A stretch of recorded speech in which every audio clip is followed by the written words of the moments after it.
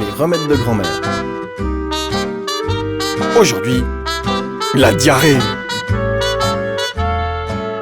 Mesdames et messieurs, bonjour. Vous avez la boya sans feu. Vous n'osez plus vous éloigner des cabinets à plus de 2 mètres. Vos versements ne s'effectuent plus qu'en liquide. Pas de doute, vous avez attrapé la fameuse tourista. Ah, ça fait toujours rire quand ça arrive aux autres. Mais en attendant, c'est vous qui reposez sur une serviette mouillée, vous qui avez un rendez-vous professionnel dans 10 minutes.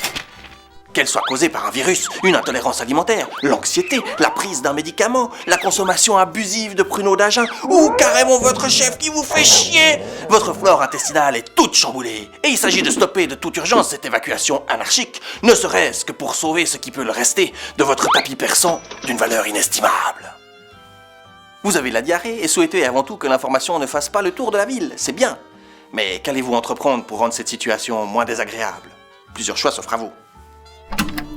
Vous pouvez bien sûr vous enterrer jusqu'à la taille dans le sable de la plage qui borde l'hôtel où vous passez vos vacances en famille. Ça amusera les enfants et ça rentabilisera votre séjour. N'hésitez pas à louer vos services à bon prix à un agriculteur. Il y a fort à parier que cet engrais alternatif et bio soit de nature à intéresser quelques producteurs de topinambour 100% bio. Boire plus de 17 litres par jour de tisane de ronce, agrémentée de jus de cassis et entrecoupée de 800 grammes de myrtille à tous les repas.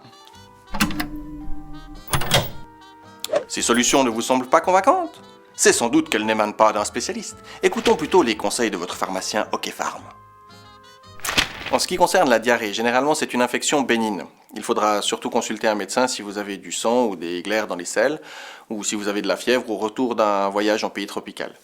Le plus souvent, une attente de 24 heures suffit à ce qu'elle passe. Durant ce laps de temps, vous pouvez sans autre vous réhydrater avec beaucoup d'eau, accompagné d'une alimentation salée à base de pâtes, de riz, de pommes de terre, de céréales.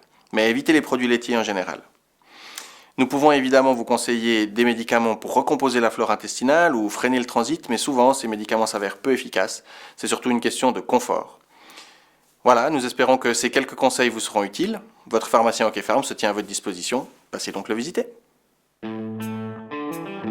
Pour les petits tracas du quotidien, ne courez pas chez le médecin. Consultez votre pharmacien.